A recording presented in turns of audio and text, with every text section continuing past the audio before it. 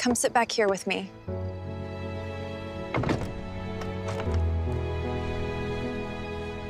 She said it while the screen was still bright. Not during a dark scene. Not in the quiet between reels. Not at any moment that would have made it feel scripted. The projector was throwing full light across the lot. Some action sequence with a lot of orange and noise. And she turned toward me in the passenger seat of her own car where I had been sitting for the past 40 minutes and said it without preamble. The way you say something you have been carrying since before you left the house. I didn't come here for the movie. I had a pencil in my hand. I carry one everywhere. A 4H drafting pencil. Hard lead. The kind that doesn't smear. The kind I've been using since graduate school for marking up site drawings in the field. I was holding it the way I hold it when I'm thinking through a problem. Turning it end over end. Tap and reverse. Tap and reverse. A habit so old I don't notice I'm doing it until someone points it out. I stopped turning it. She was looking at me. Not the screen. The screen had nothing to do with it. I had been reading the signs for 3 weeks and telling myself I was misreading them. And now here was Nadia Reyes, my neighbor of 7 months, sitting in the driver's seat of her Subaru in the lot of the Sunset Mesa Drive-In on a Wednesday night in late September, telling me in plain language what the signs had been saying all along. And the thing I felt most strongly in that moment, before anything else, before the relief or the wanting or any of the cleaner emotions, was the very specific embarrassment of a man who has spent his entire career learning to read what structures are telling him and had refused, for 3 weeks, to trust his own reading. Let me back up. My name is Owen Marsh. I'm 41 years old. I'm a historic preservation architect, which means I spend my professional life inside buildings that most people have stopped paying attention to, reading what they were before they became what they are now. Old courthouses with 4 layers of drop ceiling hiding the original coffered plasterwork. Banks converted to restaurants where, if you know where to look, you can still find the vault door frame behind the drywall. The ghost of the original intention pressed into the structure like a watermark. Mill buildings. Train depots. Elementary schools built in 1912 that have been added to and subdivided and repurposed so many times that the original architect's logic is buried under 80 years of other people's decisions. What I do, technically, is read buildings. I look at what's there now and I work backward through the modifications to find what was intended. What the original hand left in the bones of the structure before time and necessity and other people's ideas got layered over it. I read load-bearing walls for where the original openings were. I read roof lines for where additions were joined to original fabric. I read floor joists for evidence of uses that have been finished over.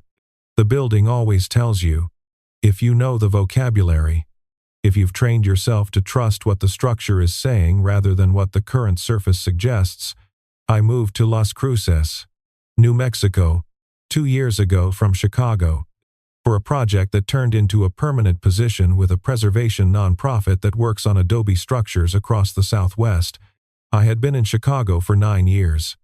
And before that Boston, and before that school in Philadelphia, which is to say I had been living in the kind of city that makes density feel normal and open sky feel like an absence until I got to New Mexico and the sky stopped being an absence and started being the primary fact. My apartment in Las Cruces is on the ground floor of a converted Victorian on a street of old houses that the neighborhood has been fighting, with mixed success, to keep from being demolished and replaced with something more profitable. I moved in because of the building. I stay because of the street. There was a marriage. I should say that. Her name was Claire, and we were together for 11 years, married for 7 of them, and the end of it is not a dramatic story. Which is almost worse than if it were, because a dramatic story at least gives you something to hold on to when people ask. What happened was that we became people who loved each other and were not suited to each other, and took a very long time to accept that these 2 things could both be true simultaneously. Claire was generous about it. I was slower. She went back to Boston, where her family was, and I came to New Mexico, where I had a reason to be. and I spent the first year here doing the work of a person who has taken a loss and needs to learn the shape of his life without the thing that used to fill the center of it. By the time Nadia moved in next door, I had arrived at something like a reasonable equilibrium. I worked a lot, which was not new. I had my routines, which were not new either.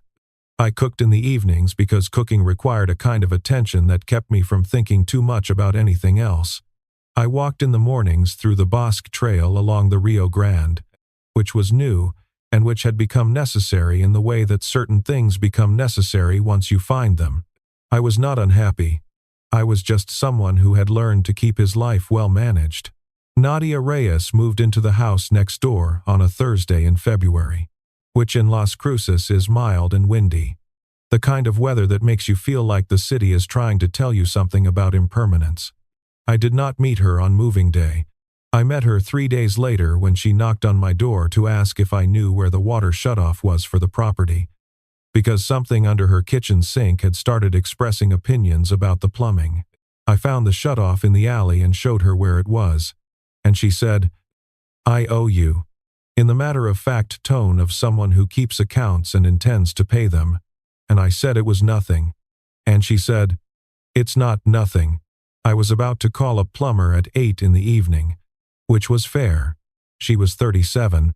She taught high school history, the kind of teacher, I gathered quickly, who makes students argue with each other about things that happened 400 years ago as if the outcome were still in question. She had grown up in El Paso, an hour south, and had moved to Las Cruces for the job and stayed because she liked the scale of the city, the way it was small enough to learn and large enough to have things in it worth knowing about. She had a daughter named Rosa, who was 9 years old, and lived with Nadia's sister in El Paso during the Prochem school week and came to Las Cruces every other weekend, which Nadia described without self-pity as the arrangement we arrived at. Not the arrangement anyone would have chosen. The father was not a presence in the picture and she did not elaborate on this and I did not ask. We became the kind of neighbors who stop and talk when they encounter each other, which in a neighborhood of houses with front porches and narrow yards and not much room between them means fairly often. She was direct without being aggressive, opinionated without being exhausting, and she had a quality I recognized from the best people I've worked with professionally, which is that she was curious about things she didn't already know without needing to perform the curiosity. She asked me once what I actually did on a site visit, what I was looking for when I walked through an old building, and when I explained it, she listened the way a person listens when they're building a genuine picture rather than waiting for their turn to talk. I noted that I liked her, in the way you note things when you're being careful about what you do with the noting. The pencil enters the story in early September. She had seen me mark up a site sketch at my kitchen table once, through the window that faces her side yard. And she knocked one evening and asked if she could have one of the pencils because she was trying to get her students to sketch primary sources as part of their analysis, and she had read that architects used a specific kind of pencil for observation drawing, harder lead, less forgiving, because the resistance of the medium made you slow down and look more carefully before you committed the line. I gave her a box of 4H pencils. She came back 2 days later and said they were right. That the resistance was the point. That when you couldn't erase easily, you had to look longer before you drew, which changed what you were able to see. I thought about that for the rest of the week. In the second week of September, she mentioned, across the fence on a Sunday afternoon while she was watering the small garden she was trying to establish along the south wall of her house, that she had been meaning to go to the Sunset Mesa Drive-In before it closed for the season. That the season ended first week of October, that she had never been to a drive-in before, and that seemed like a gap in her experience that wanted addressing. She said it conversationally, the way you say things you're thinking about out loud, not necessarily expecting a response beyond acknowledgement. I said I'd heard it was worth going to. She said, "Would you want to go sometime?" I said yes, and meant it, and then spent the rest of the afternoon working through what exactly I meant by yes and what I thought she meant by sometime, and whether those two things were the same thing or different things dressed in the same casual vocabulary. This is the problem I've had, professionally and otherwise, when I apply preservation methodology to human interactions. In buildings, you learn to trust the structure over the surface. The surface can be anything, can have been painted and papered and drop-ceilinged into a form that has nothing to do with the original. But the structure doesn't lie. Load-bearing walls are load-bearing whether or not anyone has bothered to tell them to be. Joists span in the direction they span regardless of what the finish floor suggests. You trust the bones because the bones remember what they were built to do. With people, I have spent years arguing with myself about whether the same principle applies. Whether what you can observe in someone's structure, in the patterns under the surface behavior, in the way they arrange their attention and their time and their small consistent choices, whether that tells you something true about them, or whether it tells you what you want it to tell you because you have learned to find evidence for the reading you want to make. With Nadia, I kept finding evidence and distrusting every piece of it. Here is the evidence I found, in order of its appearance. She remembered how I took my coffee, not in the showy way of someone making a point of remembering, but in the practical way the second time she brought coffee out when we were talking in the yard. It was right. I had not told her. She had noted it the first time without advertising that she was noting it. She asked about my work specifically, not the general polite interest of a neighbor making conversation. She asked about particular projects, remembered details I had mentioned weeks earlier, and followed up. She asked once whether I had found what I was looking for in the Rio Mesilla courthouse renovation I'd been working on, because I'd mentioned 2 months earlier that the original courtroom ceiling was likely intact behind the suspended grid. I had to look at her for a moment when she asked, because I had not expected her to have retained that level of detail. She was more comfortable standing near me than the social geometry of neighbor conversation usually required. Not invasively close, just the natural drift of two people whose comfortable radius has calibrated to each other without either of them formally deciding to calibrate. She had agreed, twice, to things I suggested that I had proposed without thinking she'd say yes. Once to come look at a building I was documenting downtown because I thought she might find the history interesting. And once to walk the Bosque Trail on a Saturday morning when I mentioned I was going. Each of these things, individually, I could explain as nothing. Friendly neighbor, socially skilled person, someone who is good at the texture of human interaction without those interactions necessarily meaning anything beyond their surface. The problem was the aggregate. In buildings, a single anomaly in the structure can be coincidence, settling, any number of things. But when anomalies accumulate, when the evidence keeps pointing in the same direction across different materials and different years of the structure's history, you stop calling it coincidence.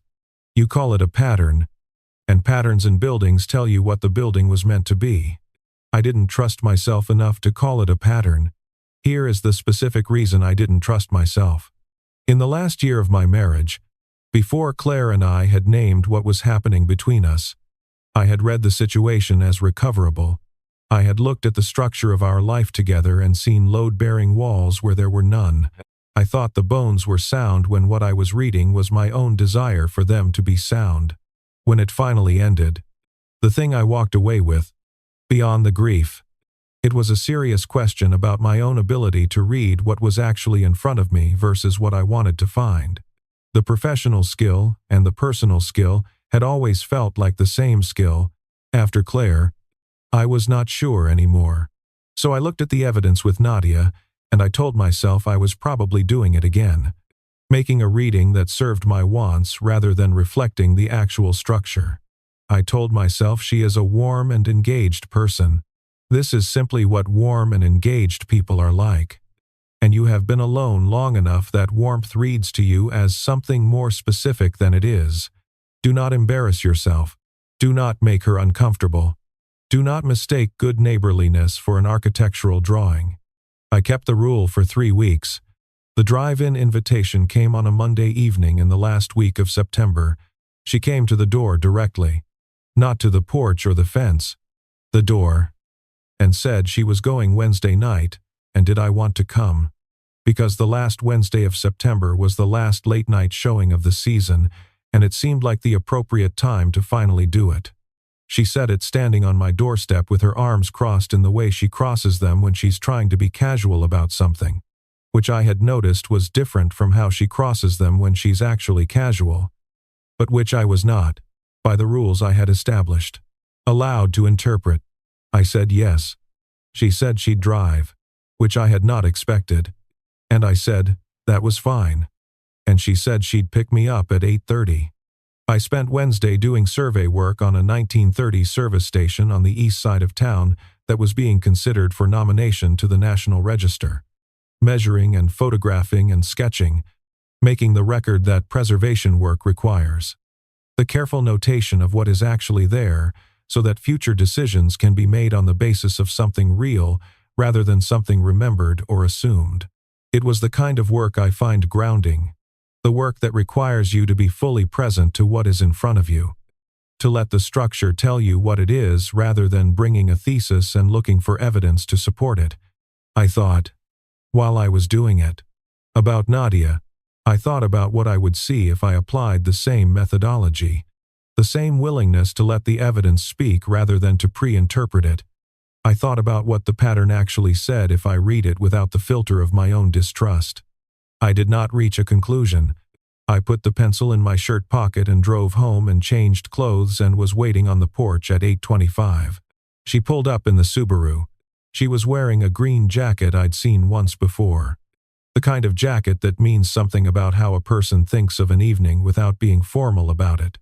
She had her hair back, which she does when she's comfortable, which I knew from months of being her neighbor, which I was not supposed to be treating as data. I got in the passenger side. She pulled away from the curb without ceremony. The particular ease of someone who has already done the thinking and is now simply in the execution of it. We talked on the way out. The usual easy conversation. About a city council vote she was following about a historic district boundary, because she knew I cared about it. And about a student of hers who had gotten interested in architectural history after their classroom visit to the building I'd shown her in September. The Sunset Mesa is about 12 miles outside of town on the high desert flats, and at night, what you see when you pull in is the screen first. Enormous and white and lit against the dark desert sky, and then below it the rows of parked cars, and then around it all, the specific wide black of a New Mexico night, with stars close enough that the depth of them is something you feel rather than just see. The air smells like creosote and October, which is a real smell, a specific compound of cooling rock and desert shrub, and the last heat leaving the ground. We pulled up to the ticket booth. I reached for my wallet. She was already passing money through the window, not in the hurried way of someone racing me to pay, not with any performance of it. She had her hand out before I had registered that we were at the window. A single motion. Money to the attendant. Change back. Window up. Car moving forward. She did not look at me while she did it. She did not look at me afterward either. She pulled into a spot in the center of the lot and parked and turned off the engine and found the station on the FM dial and said, "Good spot," about the location in the lot, and that was it. I sat with the pencil in my hand without knowing I'd taken it out of my pocket. Here is what the ticket means. In the vocabulary of the structure, the Sunset Mesa sells tickets by the vehicle. One ticket. One car. Two people implied. You do not buy a ticket for a car for a person you think of as simply a neighbor in the casual, unloaded sense of the word. You buy it without hesitation, before they can reach for their wallet, as if the paying of it were already decided. A thing already understood between you and yourself, even if not yet between you and them. I had been telling myself for 3 weeks that I was reading too much into the structure, but a load-bearing wall doesn't become decorative because you're afraid to trust that it's load-bearing. The structure is what it is regardless of what you're willing to read in it. The evidence doesn't care about your self-doubt. The film started. I don't remember the first 20 minutes of it, because I was engaged in the specific work of sitting next to someone and knowing something you weren't sure you were allowed to know and managing the gap. between what you were aware of and what you were saying nothing about. I turned the pencil. I stopped turning it when I noticed I was doing it. I turned it again without noticing. At some point, she said, not looking at me, looking at the screen, "You're doing that pencil thing." And I looked down in my hands and she said, "You do it when you're working through something." And I said, "Occupational habit." And she said, in the tone that means the response has been received and evaluated and found incomplete. The film continued. At some point in the second half, she reached over and took the pencil out of my hand, not forcefully. The way you take something from someone when you've made a decision and you'd like to signal that the fidgeting portion of the evening is over. She set it on the dashboard in front of her, on her side, equidistant between us. She did not give it back. I looked at it sitting there on the dashboard. She looked at the screen. And then she turned and said it. "I didn't come here for the movie." The screen was bright. The sound of the film was coming through the radio, low and ordinary. Somewhere behind us, 2 rows back, a family with children had the kind of comfortable noise around them that families have, the specific background of ordinary life. And Nadia Reyes was looking at me in the front seat of her Subaru with the patience of someone who has already done the hard internal work and is now simply waiting for the other person to catch up. I said, "I know." She said, "You know." I said, "I thought I was reading it wrong." She looked at me for a moment with an expression I could not parse exactly, something between amusement and the particular exasperation of a person who has been very clear and been misread anyway. She said, "What would reading it right have looked like?" And here is the thing I had to answer honestly, because the whole problem had been dishonesty with myself. Not malicious dishonesty, not the dishonesty of someone trying to deceive, but the dishonesty of a person who distrusted his own perception so thoroughly that he had been choosing blindness over the risk of being wrong. So I said what was true. I said, "It would have looked like what it looked like. I just didn't trust my read." She said, "Why not?" I looked at the pencil on the dashboard. I said, "Because I've been wrong before, when I thought I was reading something correctly, and it was expensive. So, I've been applying a high standard of proof." She was quiet for a moment. The film continued to do whatever it was doing. The stars over the desert were doing what New Mexico stars do at altitude, which is to be unreasonably present. Too many of them. Closer than they should be. As if the sky here is configured differently than everywhere else. She said, "What was the moment you knew?" I said, "The ticket." She looked at me. I said, "You paid before I could reach my wallet. You didn't make anything of it. You just did it." That was the moment I stopped arguing with my own reading. She said, "That was also supposed to be the easy part. I thought the easy part would get there and you'd say something." I said, "I was still working on convincing myself I wasn't projecting." She said, "Owen." The way she said it, my name, with the specific weight of someone who has been exercising patience and is now reporting that the patience was exercised, and this is where we are now. This specific moment, in this specific car, in this specific desert, and the time for construction delays has passed. I said, "I know. I'm sorry for the inefficiency." She laughed. She laughed with the full version of it. Not the polite laugh, but the real one. And the tension of the previous few minutes went somewhere else. And she said, "The inefficiency. That is a very you thing to say." And I said, "I document buildings for a living. I default to the vocabulary." And she said, "I know. I've noticed." And the fact of her having noticed, of her having paid that kind of attention over 7 months, settled into my chest with the specific gravity of something true. We sat there while the film ended. I am not able to tell you anything about the third act of the film we were supposedly attending. What I can tell you is that the air through the cracked window smelled like desert October, and the stars continued to be unreasonable, and the pencil sat on the dashboard between us. After the credits finished and the screen went dark and the lot began the slow dispersal of its attendees, the particular careful exodus of drive-ins.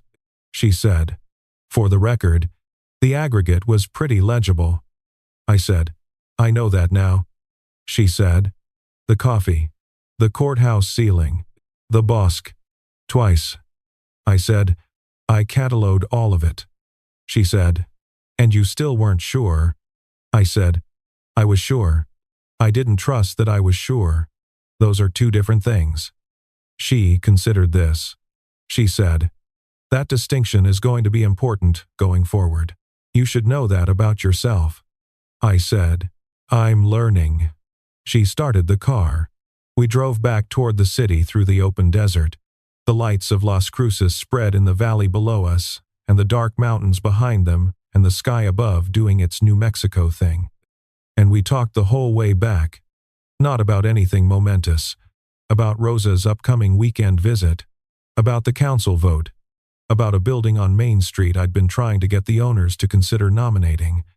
And the talking was different from how it had been before, in the way that a room is different after you've opened a window that's been painted shut.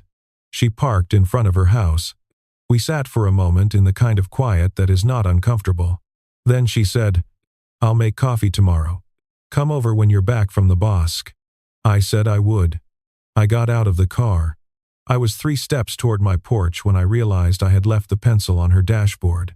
I turned back and she was still sitting in the car. And she had seen me stop and turn. And she held it up through the windshield. The pencil, and gave me a look that was perfectly composed and completely illegible. And then she set it back down on the dashboard and got out of the car and went inside. I stood on the sidewalk for a moment. I went inside. I want to explain what the pencil means. At the end of this, why it matters that I left it and she kept it. When I am working on a building, the pencil is the instrument of the first reading, the tentative notation, the line that says here is what I see, subject to revision, subject to what further investigation reveals. You don't commit the pencil mark as final. You make it as honest as you can and then you see what the rest of the evidence does with it. Good preservation work is not about being right from the first observation. It is about being honest enough in the first observation that you have something real to build the subsequent reading on.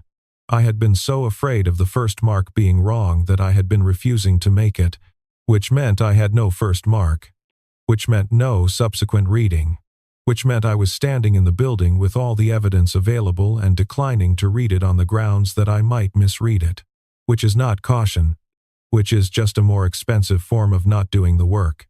Nadia kept the pencil. I took that as a sign that the first mark had been received and would be held somewhere. Not as a conclusion, not as a complete drawing, but as the beginning of a record that someone was willing to keep. That seemed like enough to start with. The next morning I came back from the bosque at 7:45 and knocked on her door at 8. She had coffee ready. She was wearing the kind of clothing that says the morning is comfortable, and Rosa's artwork was all over the refrigerator, and the house smelled like someone lived in it with intention. And she handed me a mug and said, "There's something I want your opinion on," and pointed to a crack in the wall near the front window. And I put down the mug and went to look at it and said immediately, "That's the original adobe showing through. The plaster has been separating." And she said, "Is that bad?" And I said, "It's interesting. It's the building telling you what's under the surface treatment." And she said, "How do you fix it?" And I said, "You don't fix it exactly. You stabilize it. You stop the further separation, and you let the original material show." She looked at the crack in the wall. She said, "That seems like the right approach to a lot of things." I picked up my coffee. She picked up hers. The Bosque light was coming through the kitchen window the way it does in October, low-angled and specific, and the pencil was on the counter between us where she'd set it. And outside the window, the old houses on the street were doing what old houses do when the light is right, holding the record of everything that had been done to them and by them and through them. The patient accumulation of a structure that knows its own history. Rosa was coming that weekend.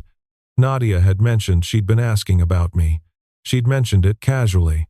On the walk back from the Bosque the previous week. The way she mentions things she wants me to have without making a production of giving them. I had stored the detail the way I store details on a site, not sure yet of its full significance, but confident it was part of the structure, part of what the building was built to hold. I drank my coffee and looked at the crack in the wall and thought about what it meant to stabilize something rather than repair it, to let the original material show. I thought about all the buildings I'd worked on where someone in a previous generation had tried to fix something by covering it, by adding a layer of surface treatment that hid what was underneath rather than addressed it. And how the worst thing about those interventions was not that they failed eventually, which they always did, but that they added another generation of work to the process of getting back to what was actually there. I had spent 2 years covering things over. Good work. Necessary work.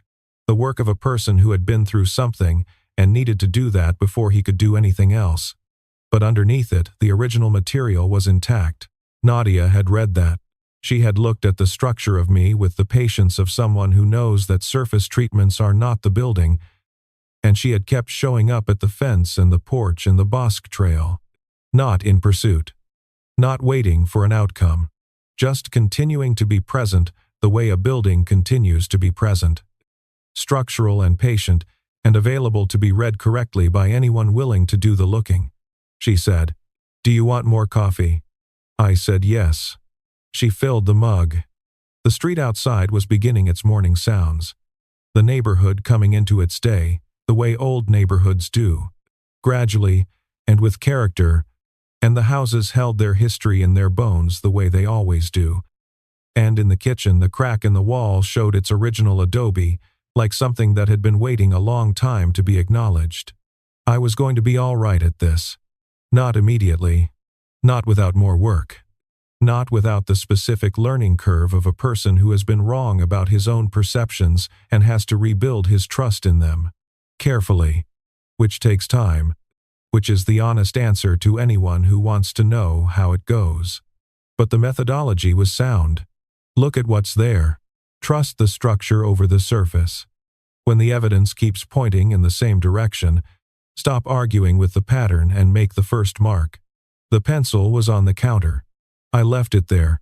It was on her side of the kitchen, which, I thought, was probably accurate to where it belonged for now.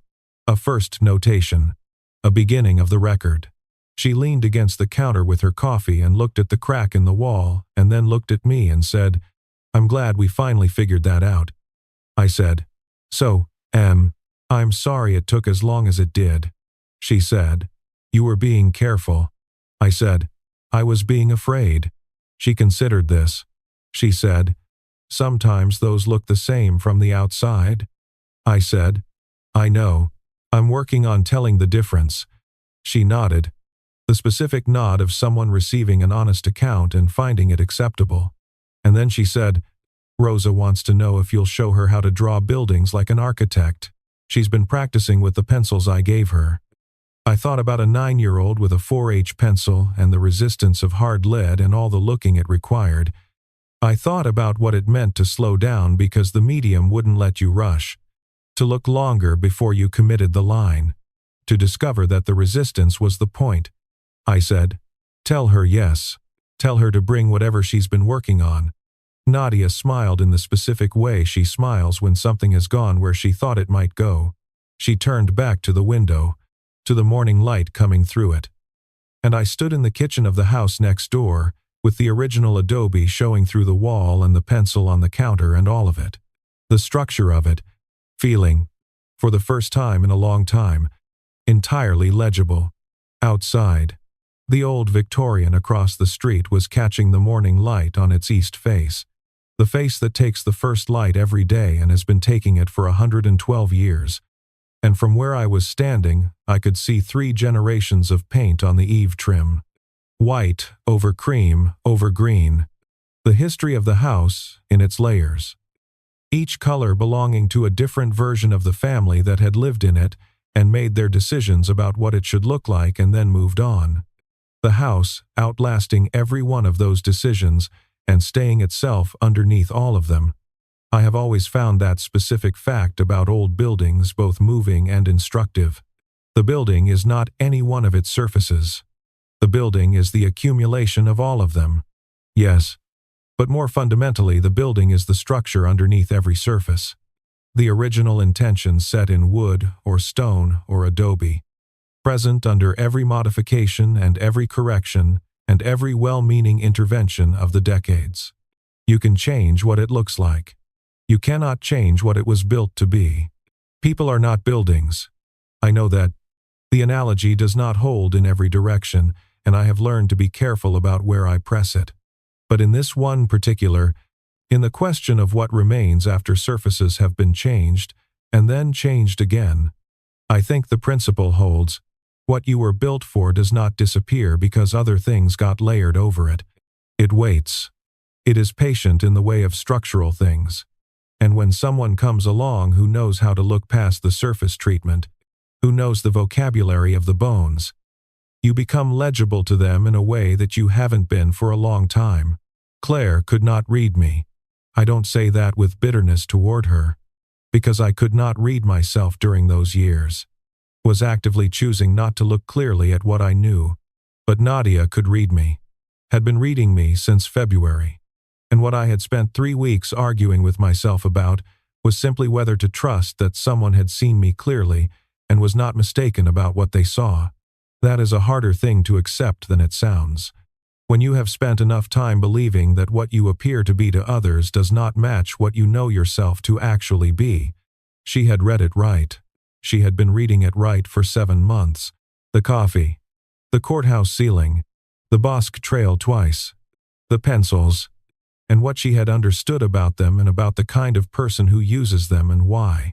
The ticket paid before I could reach my wallet. The patience of the presentation. Steady and unhurried. Not demanding a response, she hadn't yet given me the materials to make. I thought about my students in the 2 preservation courses I teach part-time at the university.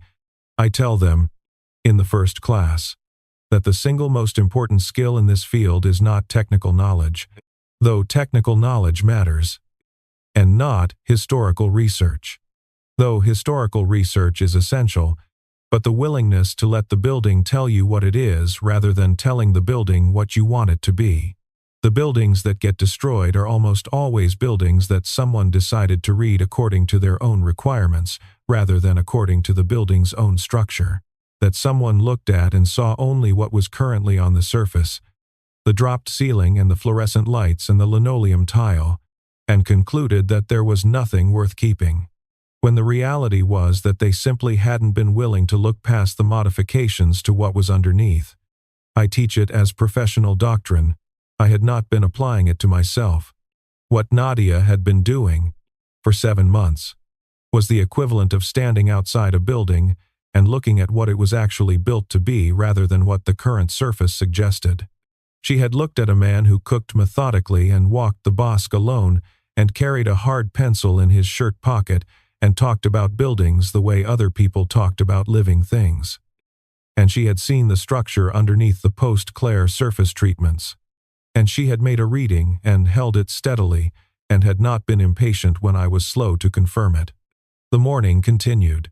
Las Cruces mornings in October are specific in the way of desert light, clear, low-angled, generous. The kind of light that makes everything cast a sharp shadow and shows you the texture of surfaces with more honesty than the flat light of midday. The adobe wall across from where I was standing in Nadia's kitchen was showing its texture in that light. The slight irregularity of the hand-worked surface. The record of the hands that had made it. Every surface is a record of the hands that made it. If the light is right. She poured more coffee into her own mug. She was looking out the window at the street, and whatever she was thinking she was keeping to herself for the moment, which was also something I had learned about her over 7 months. That she had a comfortable relationship with shared quiet. That she did not fill space with talk when something else was happening in it. I had a site visit scheduled for 10 o'clock. A 1920s schoolhouse in Donna Ana that the county was considering selling, and I needed to be there with my camera and my notebooks and my 4H pencil. The other one, the ones I kept in the truck for fieldwork. I would spend the morning in the building, reading what was there. making the careful record that would give the county something real to base their decision on, rather than something assumed. That was the work. That was always the work, making the record accurately enough that future decisions could be made on the basis of what was actually there. I said I had to go. She said she knew. I said I'd be by in the evening if she was around. She said she'd be around. The ease of it. The simple back and forth of two people who have agreed to be part of each other's days without requiring ceremony about it. Landed quietly and settled. I left the pencil on her counter. I drove to Dona Ana with the windows down, the desert air coming in with its October-specific content. And I thought about the schoolhouse I was going to. The 100-year-old building sitting in a county lot waiting to be evaluated, to have someone come and look at it with the willingness to see what it was before deciding what to do with it. I thought about all the buildings that had been read badly and lost because the person doing the reading had been too quick, too certain they knew what they were looking at before they'd done the work of actually looking. The schoolhouse, when I got there, was better than I expected. The exterior had been stuccoed over at some point, covering the original brick, and the windows had been replaced in the 70s with aluminum frames, and the interior had dropped ceilings and institutional flooring. All the modifications of a building that has had to keep being useful over decades without the resources to be kept beautifully, but the structure was sound. The bones were entirely there. And when I got up into the attic space, past the dropped ceiling, the original roof framing was intact above me, the old-growth timber still solid, the mortise and tenon joinery as tight as the day it was assembled. The building's original intention present in the materials that had been hidden under all the practical modifications. I took photographs. I took measurements. I made notes with the field pencil. The careful documentation of what was actually there. The record that would let someone else understand what they were looking at before deciding its fate. The building deserved that. All buildings deserved that, to be seen clearly before anyone decided what to do with them. I thought about Nadia reading the crack in her wall this morning, the original adobe showing through the plaster. I thought about what she had said, that stabilizing seemed like the right approach to a lot of things, stopping the further separation and letting the original material show. That was right. That was the correct intervention, technically and otherwise. You don't try to force the surface back over what's coming through. You address the cause of the separation. You stabilize the original material. You let what's underneath be visible rather than covered again. The crack becomes part of the wall's history, part of the record of what the building has been through and what has been revealed in the process. I worked until noon. I packed up my equipment. On the drive back, I passed the Sunset Mesa Drive-In, closed in daylight, the screen pale and large and empty against the desert sky. The rows of speaker poles standing in their grid across the lot, like notation on a page that hasn't been written on yet. I had never seen it in the day. It looked smaller than it did at night, and also more permanent. More clearly a structure that had been there a long time and intended to remain, that had found the use that suited it and committed to it without apology. I drove back toward Las Cruces with the window down. Rosa was coming that weekend.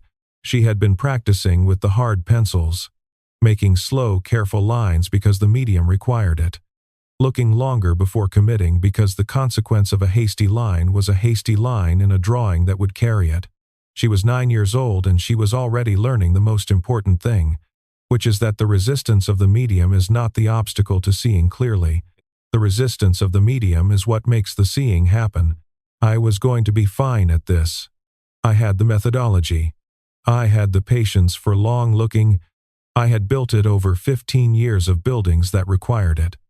And I had a specific person who had already done the reading and was simply waiting for me to confirm what she had found, which was the structure is sound. The original intention is still in the bones. The surface treatments can be addressed. The building is worth keeping. I pulled into my driveway on the narrow Victorian street, and next door the light was on in Nadia's front room, and the pencil was somewhere in that house, on the counter where I'd left it. And I thought, first notation, beginning of the record, honest enough to build on. That was all you needed. That was exactly all you needed to begin. There is a thing that happens in preservation work that I have never found a clean technical term for. We call it, informally, the first legible moment. It is the point in a building investigation when enough of the surface treatment has been pulled back, enough of the accumulated modification examined, that the original logic of the structure becomes clear. Not just the original details, not just the old materials, but the original logic, the sequence of decisions that produced the building, the intention that organized all of them, the coherence underneath all the layers of subsequent intervention. Before the first legible moment, you're working with fragments. A bit of original trim profile here, a ghost mark in the floor there, a structural bay that doesn't quite align with the current partition layout. You're accumulating evidence and holding it lightly, building a picture with pieces that don't yet add up to a complete reading. After the first legible moment, everything reorganizes. The fragments stop being fragments and start being parts of a coherent whole, and you can see not just what the building is, but why it is that way. What thought produced it? What hand understood it and put it there? I had spent 7 months accumulating fragments. The coffee, the courtroom ceiling, the Bosque trail, the pencils and what she had understood about them. Each of these was a fragment of a reading I was refusing to complete because I was afraid the complete reading was one I had authored myself out of wishful thinking. And then she paid the ticket before I could reach my wallet, and the fragments reorganized. And I had the first legible moment, the point at which I could no longer maintain that I was misreading the structure. The moment itself was small. That is almost always true of the first legible moment in buildings. It is rarely the dramatic discovery, the hidden room or the painted-over mural. It is almost always something small and structural, a notch in a joist that reveals an original partition location, a hinge scar on a doorframe that shows where a wall used to open, small evidence of something large. The ticket paid without hesitation was that kind of evidence. It did not prove anything that a lawyer would accept.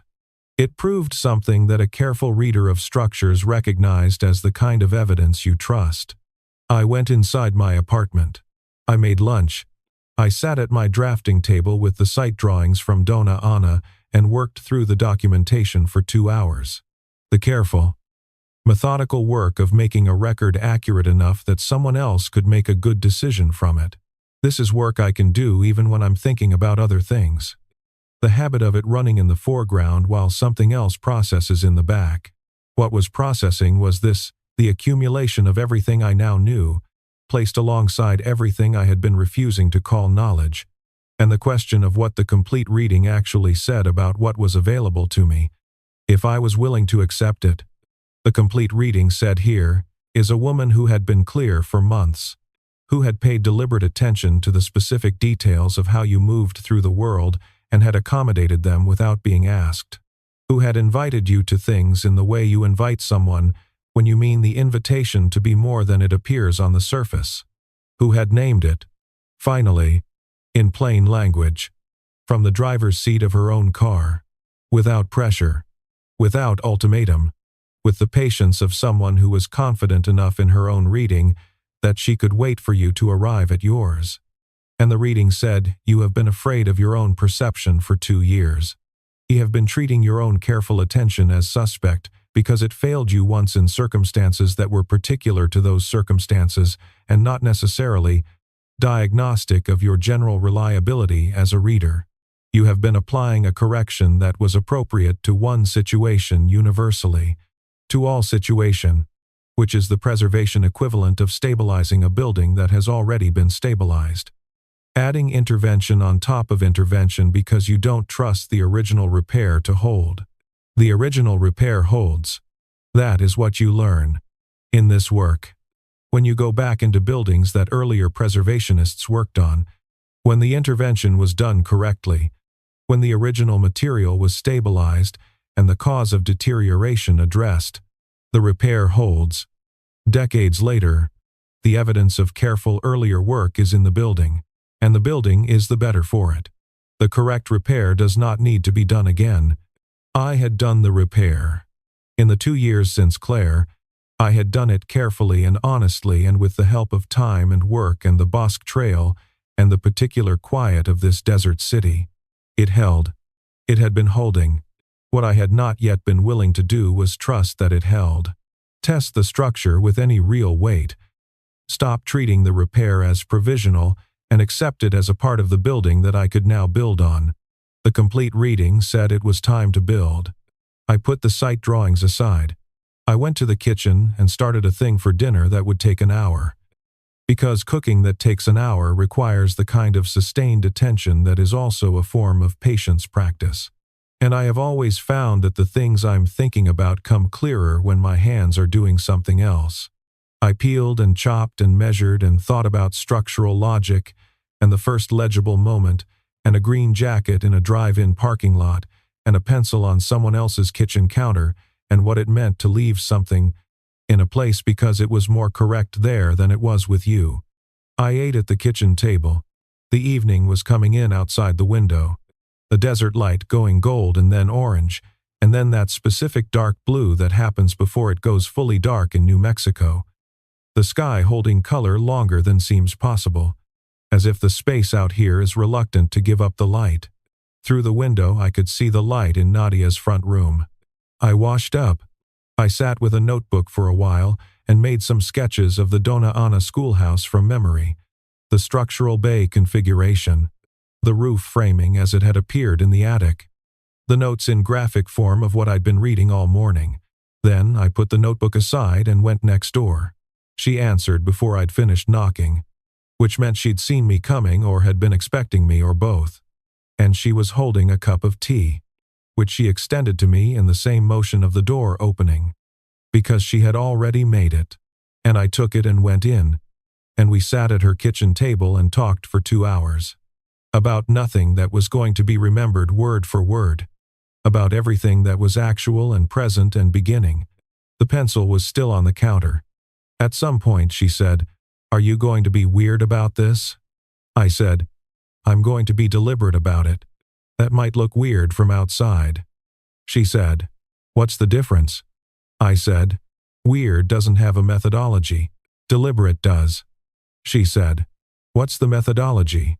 I said, "Look at what's actually there. Trust the structure over the surface. When the evidence keeps pointing in the same direction, stop arguing with the pattern." She looked at me with the amusement that lives just under the surface of her attention and said, "You just described my job too." I said, "I know. That's probably not a coincidence." She picked up the pencil and set it back down on her side of the table. The same deliberate placement. The pencil between us. And we both looked at it for a moment and then looked at each other. And it was the specific look of two people who have arrived at the same point by different routes and found each other there. The quiet mutual recognition of a shared location. Outside, the Victorian on the street was settling into its evening. The way old buildings settle, with the sounds of materials adjusting to the change in temperature. The small creaks and shifts of a structure that has been going through this for 100 years and knows how it goes. Rosa was coming in 2 days. The schoolhouse in Dona Ana had its bones intact. The street was holding its history and its houses the way streets in old neighborhoods hold history, patiently and without insisting on it, available to anyone who came looking with the willingness to see. I drank the tea. I stayed later than I'd planned. When I finally left, it was 10 o'clock, and the street was dark, and the desert air had gone fully cool. The specific cool of high desert October nights. And I walked to my door and went inside and sat for a while in the kitchen before bed, not thinking, just letting the structure of the evening settle into legibility. First notation, beginning of the record. Built on honest observation and a willingness to trust the reading, that was enough to start. That was, in fact, exactly enough. Rosa came on Friday evening, arriving in the way 9-year-olds arrive, which is at full intensity, with opinions already in progress. She had the pencils with her, the 4-H ones I'd given Nadia in September, and she had a notebook of drawings she wanted to show me. I sat on the porch steps of Nadia's house while she went through them page by page, building after building. all of them rendered with the specific deliberateness of someone who had learned that slow lines told more truth than fast ones. She had drawn the Victorian across the street 3 times, each drawing different at different times of day, the shadows changing the character of the facade in each version. She had drawn the old water tower at the end of the block. She had drawn Nadia's house from across the street, the facade with the slightly irregular window spacing that spoke of an addition made at some point in the building's history. I looked at the drawings carefully. They were not technically accomplished. They were patient. The line weight was consistent. The proportions were observed rather than assumed. And in each one she had found the thing that made the building specific to itself rather than just a generic shape. I said, "You're reading the buildings." She said, "I'm trying to find what makes each one be itself." I looked at Nadia, who was standing in the doorway with her arms crossed in the actually casual version, and she looked back at me with the expression of someone who is choosing not to say the thing she could say. I told Rosa her drawings were good. I told her she had already understood the most important thing. She asked what the most important thing was. I said it was the patience to keep looking until you see what's actually there instead of what you expect to be there. She considered this with the seriousness of a child who takes information seriously, and then she nodded and went back to her notebook and started a new drawing on the next clean page. The slow, careful first line of something that was going to take the rest of the evening. Nadia brought out tea without asking if I wanted it. She sat down beside me on the steps. The street was warm in the late Friday afternoon way of a street of old houses that have been holding the week's heat in their walls, and the Victorian across the way was catching the last of the light on its east face, and everything was its own specific self in the specific light of a specific October evening in a desert city. I put the pencil in my shirt pocket, the one from her kitchen counter, the one I had left there, which she had placed this morning in my hand when I knocked, setting it in my palm without explanation. The return of a notation to the person who had made it. First mark, given back for revision or continuation. The beginning of a record that would develop over time into whatever it was going to become. I held the pencil in my pocket. Rosa drew. Nadia drank her tea. The street went about its evening. That was the beginning. Not a declaration, not a resolution. Just the first honest mark in a drawing that was going to take a long time to complete. Made with hard lead on good paper by a person who had finally agreed to trust his own reading enough to commit the line.